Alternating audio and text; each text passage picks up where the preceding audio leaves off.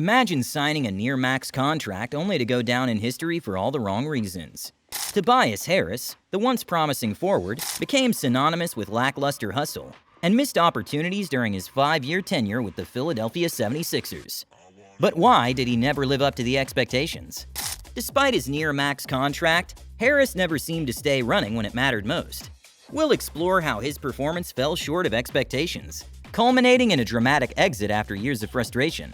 So let's unravel the mystery behind one of the NBA's most polarizing players and see what lessons the Sixers can learn from this saga. Not just the Philadelphia 76ers season is over. What's most important is that it means Tobias Harris's deal with the club is over. Since Harris is about to become a free agent after 5.5 years with the 76ers, a lot of the pay cap space will be open. In February 2019, Harris switched teams from the Clippers to the 76ers.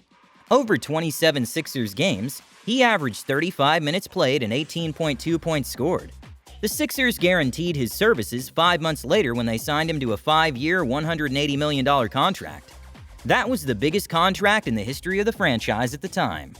Harris was among the team's highest-paid players prior to Joel Embiid's $213 million contract in the 2022-2023 season.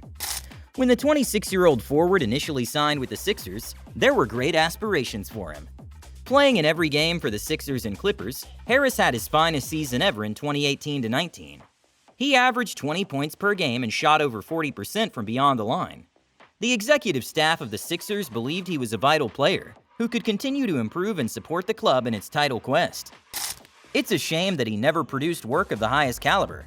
Harris averaged 33.8 minutes played in 378 regular season games with the Sixers, scoring 17.6 points, grabbing 6.6 boards, and passing the ball 3.1 times per. His numbers fell short of what the team had anticipated for his development and influence, even though he was a starter on a championship-caliber team and had a large deal. He repeated the same assault maneuvers, so he kept them simple. Even at the moment when the squad most needed him, he lacked the guts to change things. The franchise was also very limited in its ability to adapt because of his high salary, which made it hard for the business to put together a diverse group of people to work with him. If the Sixers had gotten the same amount of work from someone else, they could have saved a lot of money and signed other important players to make their team stronger. With Harris's deal coming to an end, the Sixers can change up their team. If he goes, the team's salary cap will have a big hole that could be filled by other players who can help Joel Embiid more. The offseason coming up will be very important for the team in the years to come, because it will give them a chance to change their goals and invest in players who can finally bring the business its well-deserved championship dreams. The main problem that hasn't been solved is the huge difference between how much Tobias Harris was paid and how much value he added to the Philadelphia 76ers. Someone could make the good point that the Sixers should be blamed for giving him such a big deal. However, let's face it, Harris would have been a disappointing Sixers player no matter how much his deal was worth. Even though 17.6 points per game may not seem like a lot, those numbers can be misleading. There were times when Harris was either not on the court or was a problem for the Sixers, which is not shown in his stats. Both the fans and the managers were annoyed by how often he missed important games. It's hard to put a number on how bad his lack of hustle was, but anyone who watched the games could tell. Harris had great scoring runs or hot shooting streaks from time to time, but he never played with the determination and energy that a player in his position should have. Most of the defensive rebounds he got were easy to grab. He rarely went after lost balls or fought for offensive rebounds. He tried to avoid touching people and didn't seem to be doing much most of the time. If you're looking for a telling statistic, consider this. In 435 games across the regular season and playoffs, Harris didn't draw a single charge as a Sixer. Not one. Meanwhile, Kyle Lowry, who joined the team in the latter half of February, drew 9 charges in just 23 regular season games. This stark comparison illustrates Harris's lack of defensive hustle and willingness to sacrifice his body for the team.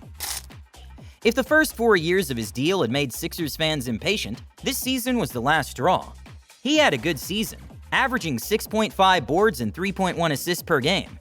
This was a small statistical gain from his rough season in 2022-23, when he played 32.9 minutes per game and had 14.6 points, 5.7 rebounds, and 2.5 assists.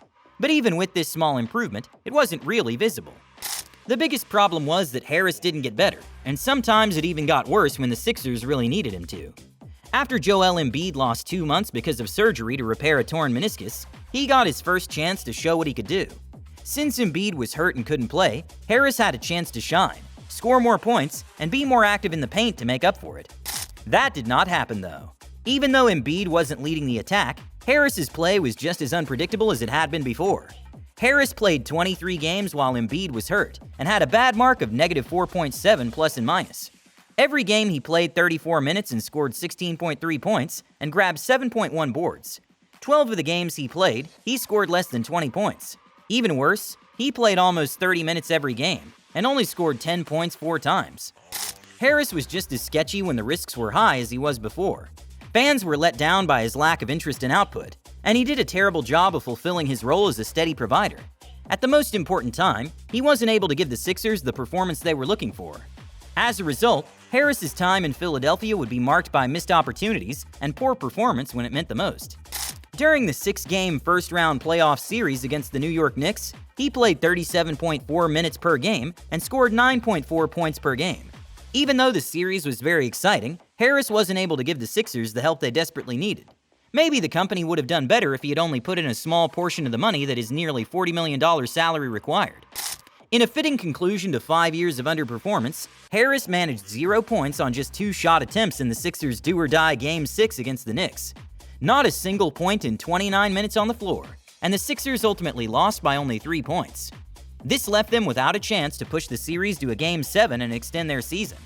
To say that Harris exited with a whimper would be overly generous. His lackluster final performance punctuated years of disappointment with the franchise. The Sixers may have faltered in the first round of the playoffs, but the end of Harris's tenure is a light at the end of a long tunnel for the team. With Harris's departure, the significant cap space freed up offers a world of opportunities for Philadelphia to assemble a more robust supporting cast around Joel Embiid and Tyrese Maxey. They can now find someone who will play their minutes with energy, passion, and determination, giving every ounce of effort to make the team better. Sixers fans may still feel the sting of another early playoff exit, but the newfound flexibility provides hope for a stronger future. Harris's exit marks the end of a disappointing era, and Philadelphia can now focus on building a team that complements their stars and better aligns with their championship ambitions. So that's all the time we had today, folks. I hope you enjoyed this video. Do not forget to subscribe to our channel and hit the bell icon on your way out. See you all next time.